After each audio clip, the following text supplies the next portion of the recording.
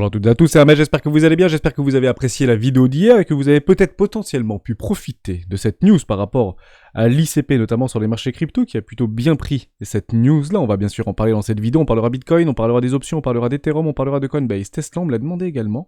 On essaiera d'apporter quelques éclaircissements vis-à-vis de cette dégradation par rapport à la cotation. Et Binance, qui se gargarise du stress test par rapport à des retraits massifs de son échangeur. On en parle maintenant. Avant de commencer, je vous invite toujours à rejoindre le Discord des rois du marché. Le lien sera dans la description à l'intérieur dans l'onglet documentation. Juste ici, vous y trouvez une stratégie qui s'appelle la stratégie des 4 rois. N'hésitez pas à l'utiliser, vous en imprégnez, vous en inspirez pour vous aussi trouver votre propre style d'investissement, que ce soit sur le court, moyen, long terme. J'utilise depuis plusieurs années et m'offre d'excellents résultats, que ce soit sur le court, moyen, long terme. Kouz qui nous propose ceci. Merci encore à toi par rapport à des clusters et des poches de liquidité complètement logiques qu'on est venu pulvériser au nord avec une très forte montée au niveau des grosses baleines ou de la smart money entre 100 et 1 million de dollars par portefeuille qui ont massivement acheté. Les petits portefeuilles commencent à acheter maintenant généralement lorsqu'on arrive très proche de résistance. Vous connaissez l'histoire se répète tout le temps. Est-ce qu'on peut potentiellement commencer à entrevoir des actions d'achat sur ces niveaux de valorisation ? Je ne le préconise pas. Pourquoi ? Puisqu'on arrive très proche d'une résistance qu'on avait notée ensemble avec des poches de liquidité complètement logiques aux alentours des 18 200 $, beaucoup de targets, 18 500 $ sur les 50%. Un marché peut retracer de moitié en moitié moins de temps. Nous sommes toujours sur cette petite oblique ici par rapport à... Alors on a transpercé celle-là. C'était plutôt intéressant. D'ailleurs, il était prenable. Ce petit short hier, je vous en avais parlé. Juste là. On est quelques heures avant. On avait fait une instruction haussière. On était parti capturer toute la liquidité de vendeurs à découvert. Donc on avait chassé ce qu'on appelle chasser les stops vendeurs ici. Et d'ailleurs, on attendait la news. Est-ce qu'elle est bonne, est-ce qu'elle est mauvaise ? Bon, bah, finalement, elle est plutôt bonne, cette news, pour le coup. Donc, le marché a pris sa direction, bien évidemment. Alors, est-ce qu'on pouvait le prédire parce que ça montait, mais on créait des stops complètement évidents, juste ici. Donc, c'est toujours la même chose. Hein. Ce sont des gros billets qu'on peut avoir. On crée des stops acheteurs complètement logiques, juste là, qu'on n'est pas venu chercher. Donc, on peut très bien venir les chercher incessamment sous peu. Ne soyons pas trop confiants sur ce marché. On peut atteindre des objectifs un petit peu plus hauts. On a des 18 500 $. Ça fait très longtemps qu'on parle de l'objectif des 18 500 $. On s'en rapproche relativement rapidement. Et derrière, on peut très bien aller chercher des poches de liquidité beaucoup plus basses et je vous montrerai où, éventuellement, si vous êtes intéressé par ce marché, vous pouvez commencer à réfléchir à acheter sur des pullbacks, sur des fameux dips, tout simplement, puisque la dynamique tendancielle de fond court terme est ici haussière, ni plus ni moins. On a eu donc ce fameux CPI, ce CPI qui était plutôt intéressant, on avait un consensus à 7,3, j'avais dit, c'est quand même relativement ambitieux, c'est 7,3, bah, finalement, ambitieux soit-il, on est passé à 7,1. Donc le marché l'a très bien pris, notamment côté Wall Street, vous le voyez ici, une très forte explosion haussière à la news et à l'approche de cette news qu'on avait commencé à grinder tout au long de la journée, depuis hier, même depuis avant-hier déjà. Derrière, on commence à flush le marché, pourquoi ? Parce que le marché comprend que ce qui intéresse la Fed, c'est pas le CPI, c'est le PCE Core. Donc on est revenu très potentiellement à la case départ. C'est à peu près ici qu'on est revenu et on est en train de longer cette fameuse oblique. C'est quand même relativement chirurgical. Je suis sur des toutes petites time frames, sur des contrats à terme. On avait tracé cette trainline, tout le monde la connaît, cette énorme trainline, et c'est impressionnant à quel point on est en train de grind cette petite trainline ici. C'est quand même assez incroyable. Et on a, je crois, pile clôturé dessus. Si je ne m'abuse. Voilà, on est pas sur les contrats futurs. Ici. Ah non, on a quand même relativement bien clôturé en dessous. On est venu, s'échouer complètement là, on a ouvert là-dessus, on est parti faire une excursion aussi, il y a des grosses résistances, 4114 points, vous les connaissez. Mais plutôt intéressant de l'observer, donc il y a des vendeurs qui se sont bien sûr positionnés, et c'était clairement ce qu'on voulait identifier, des forts catalyseurs permet pour des gros portefeuilles, soit de vendre très massivement dans la hype, si vous voulez, et à la baisse, c'est exactement la même chose, c'est d'aller capturer beaucoup de liquidités parce qu'on crache les précédents lots et puis on pense que ça va partir à zéro, et puis là, ça permet des gros portefeuilles de pouvoir aspirer toute la demande, ou toute l'offre, et ici toute la demande, pour pouvoir retourner potentiellement ces marchés. On arrive sur des obliques, l'objectif de cours est toujours aux alentours des 4400 points au niveau de Wall Street. Si la majorité est baissière, là, on ira très probablement à ce objectif. Si la majorité retourne son billet et passe extrêmement bullish, à ce moment-là, on ira plutôt vers le bas, comme vous pouvez bien sûr l'imaginer. Donc actuellement, rien n'est fait, on garde le trade, on garde la tendance, rien de plus à dire, on reste haussier. Si ça vous intéresse d'acheter potentiellement ce marché, vous avez un point d'entrée juste ici par rapport à une toute petite précédente structure là, juste là par rapport à ce breakout, aux alentours des 17 040 $, et sinon vous avez donc également premier arrêt, sinon de 0,50, ici sur les 16 740 $. Pourquoi je vous en parle de cette zone de rechargement d'achat de suivi de tendance ? On n'achète pas quand c'est au plus haut, c'est pas le but du jeu, même si beaucoup le font et beaucoup s'accordent à dire que c'est l'émotion qui parle, hein, et je suis tout à fait d'accord avec ça. Vous avez juste ici le premier arrêt, plus les 0,50, et si on continue à déprécier ce marché, et ben à ce moment-là, on se retrouvera dans une zone de rechargement d'achat court terme, et plus précisément en bas de ce range, vous avez des poches complètement logiques ici, de l'eau qui sont à venir chercher. On n'est pas venu les chercher. Par contre, on est bien venu chercher tous les vendeurs, et ça c'est une certitude absolue. Vous l'avez ici d'ailleurs, on passe en 4 heures, par rapport à cet énorme pic, juste là, enfin énorme pic, on a pris 5%, c'est pas la bêtise là, mais on a pas mal shooté de vendeurs à découvert, hein, 3 millions, 4 millions, 2 millions, et ici 13 millions à l'ouverture à 17h, à 14h, pardon, plutôt intéressant de l'observer, fort appréciation au niveau des open interest, vous avez le CVD sur les contrats futurs qui explose, un petit peu moins côté CVD spot, probablement juste de la chasse à la liquidité, faites très attention. Pourquoi ? Parce que nous arrivons sur un premier arrêt, on peut pas faire mieux, hein. Ici, vous avez le premier arrêt de tout le précédent mouvement. Les vendeurs doivent se montrer ici. Et on a, regardez à quel point c'est chirurgical, on a exactement clôturé en dessous le premier arrêt. Enfin, on peut pas faire mieux, hein. Je ne sais pas si on peut faire plus chirurgical que ça. Et on avait délimité ensemble, il y a très longtemps, une zone de liquidité de short, levier de vente complètement logique. On a passé massivement des shorts sur ces niveaux de valorisation. C'est normal. Donc, si vous êtes acheteur, vous ne pouvez plus acheter. Vous prenez techniquement des profits ou des TP maintenant, et des tech profits. Par contre, si vous êtes vendeur, vous avez une première occasion pour pouvoir vendre ce marché. Tout simplement, le fameux premier arrêt. Si vous perdez, continuation haussière, stop relativement serré, au-dessus de la précédente structure, juste ici les 18 000 $, 18 100, 18 500 $, vous voyez, le risque-récompense est plutôt bon, hein. J'ai pas envie de vous mentir. Je ne dis pas que je suis baissier, je dis juste que le risque-récompense et le risque-management est relativement bon. Si vous faites un 5% par exemple, voilà, un 5%, on est quand même à 18 700 et on va chercher potentiellement le bas du range, si vous le souhaitez, ou la cassure de ce bas de range. Les précédentes postes, zone de rechargement de vente logique, d'achat logique, 1 pour 2, c'est plutôt intéressant. On peut aller chercher un petit peu plus loin, vous pouvez plus serrer votre stop, etc. Bon, après, vous voyez comment vous voulez gérer le truc, mais c'est plutôt ce qu'on rechercherait. Pourquoi ? Parce que dans la dynamique de fond, sur des grosses timeframes, nous sommes baissiers. Nous sommes baissiers, donc on va chercher par rapport au timeframe supérieur. Et ici, le premier arrêt, ni plus ni moins. Donc si vous voulez spéculer sur ce marché, généralement, c'est plutôt des ventes qu'on va rechercher, hein, historiquement, et sur des timeframes de fond, tout simplement. Ça, je pense que c'était important. Il y a exactement la même situation sur Ethereum. Vous prenez toute la précédente structure, on est en train de travailler le premier arrêt, beaucoup de stops avaient été pris ici, boum, ça percute, c'est d'être jeté, on vient chercher très proche d'un premier arrêt par rapport à ce précédent mouvement, me semble-t-il, on va pas se mentir chez les rois, pile le premier arrêt dans du suivi de tendance, donc c'est clairement ce qu'on attend, hein. On a compris, hein, que ce soit ici ou que ce soit ici, vous continuez à augmenter votre truc et vous irez chercher le premier arrêt qui fera d'ailleurs office maintenant de résistance, de support juste ici, qui est actuellement une résistance, il faut attendre les confirmations de clôture. On a clôturé juste au-dessus ou légèrement au-dessus de ce premier arrêt. Faites attention, réintégration, il faut une bougie de confirmation et une continuation haussière. 2 bougies en daily gros minimum. Et ici, vous êtes venu chercher toute la liquidité qui se positionnait au-dessus de ces précédents highs, tout simplement.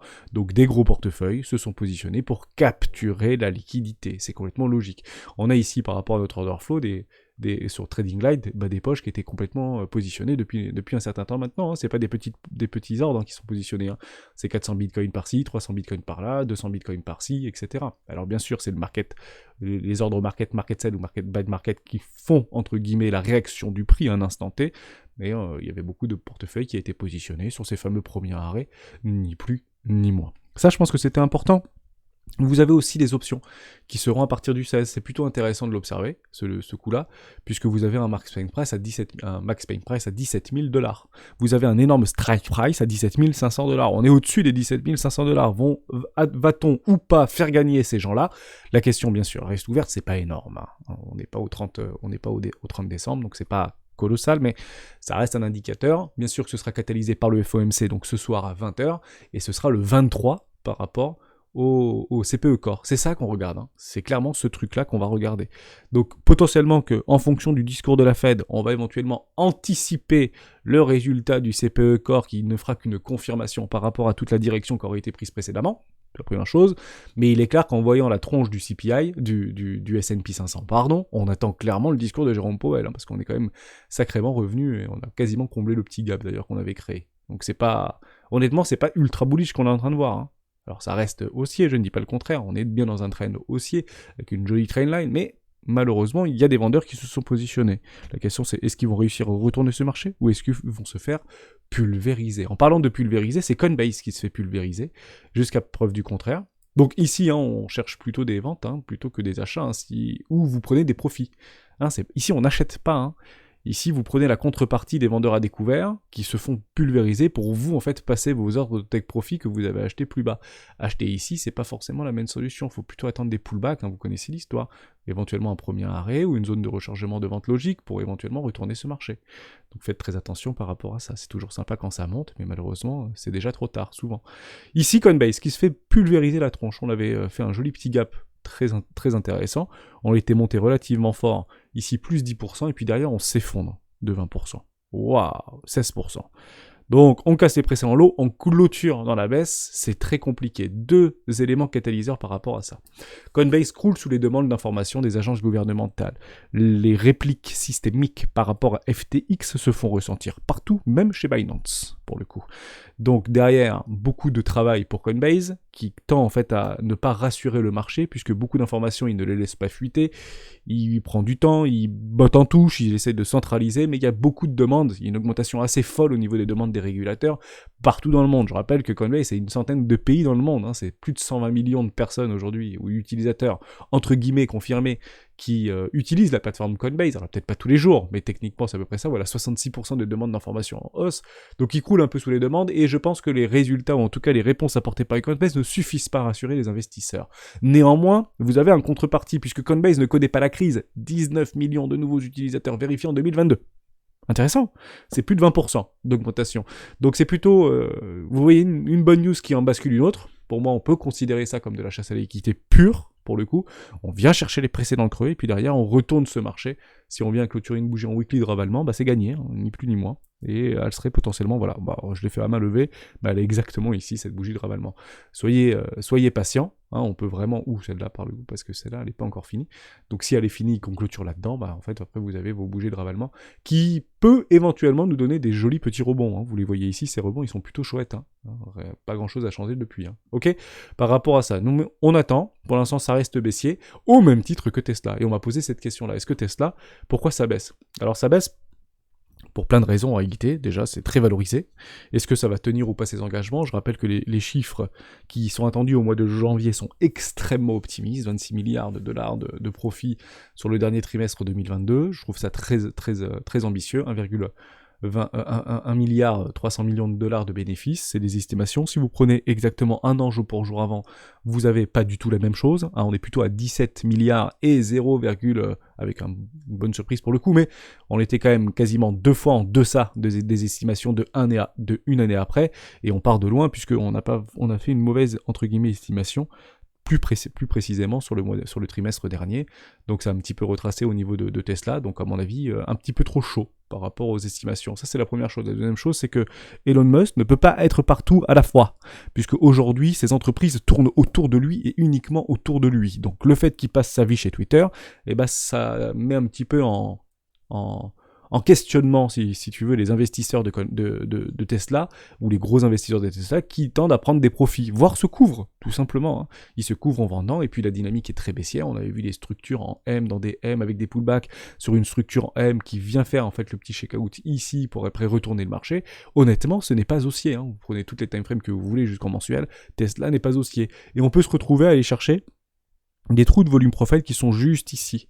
Vous voyez, le marché se nourrit de ça, le cours se nourrit de ce type de choses, où il y a eu des gros gaps qui sont positionnés ici. Alors oui, ce sont des gaps de rupture, c'est pas dit qu'on vienne les chercher, mais vous en avez également ici, des gaps, dans une zone de rechargement éco-classe. Donc on peut commencer éventuellement à réfléchir à investir dans Tesla, ici, mais attendez des retournements, attendez éventuellement une news ou des bons résultats, pourquoi pas, ou jouer la news par rapport à des bons résultats.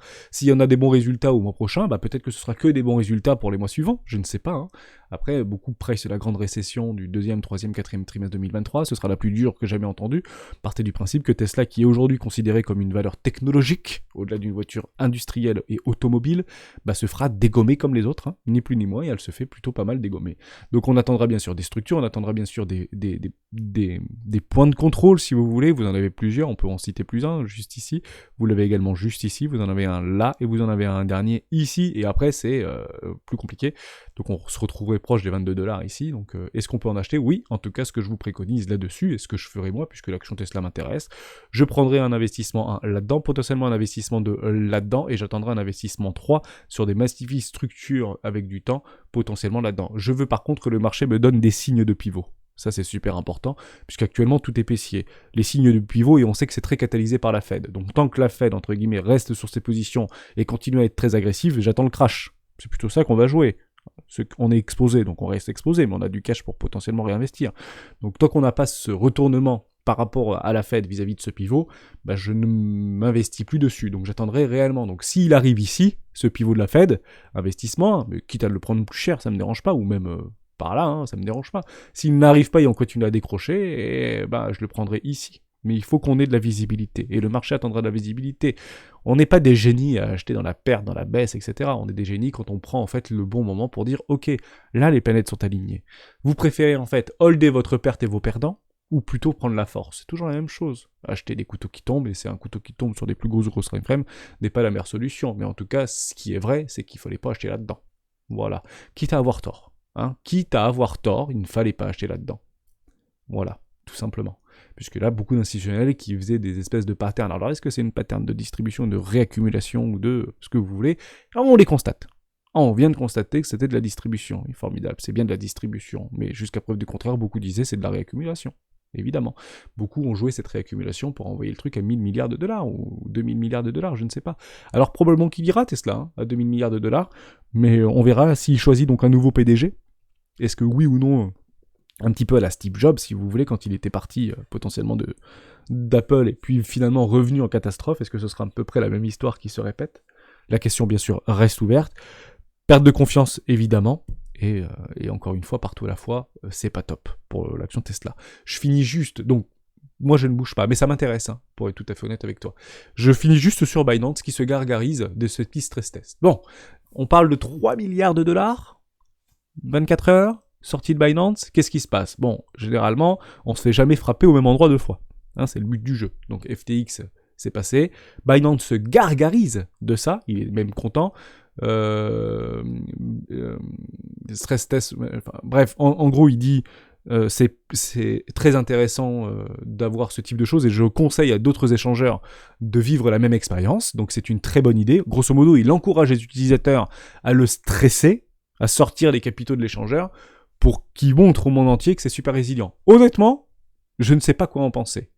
Maintenant, tout le monde sur Twitter, ou une très grosse majorité sur Twitter, dit « Moi, j'ai mes cryptos sur Ledger. » Voilà, j'ai la grosse partie de mes cryptos sur Ledger. Donc on le dit, on le redira jamais assez, au moment où ça se passe mal, au moment où il arrête les retraits, c'est terminé.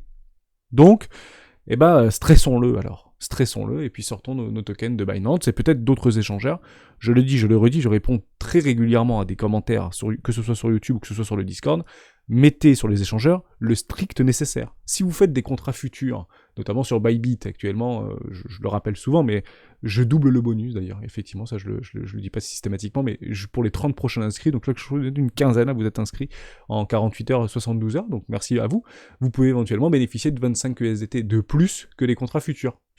Donc c'est minimum 100 $ de dépôt, et je double le petit bonus de 25 $, je le paye tous les mardis. Donc ceux qui sont pris ont été logiquement payés, ou seront payés dans la journée, tout à fait. Ça c'est super important.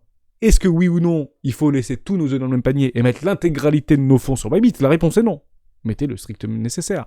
Si vous avez, je sais pas, vous avez un capital d'investissement sur des contrats futurs de 10 000 €, vous n'allez pas en fait mettre 10 000 € pour tout perdre, vous mettez 1% de votre capital. Donc mettez 1000 € par 1000 € par 1000 €, quitte à payer 1,2% de frais ou 0% en CEPA si vous êtes dans l'espace Schengen, c'est plutôt intéressant de balancer des CEPA, c'est quasiment immédiat, ne vous précipitez pas et laissez que le minimum nécessaire.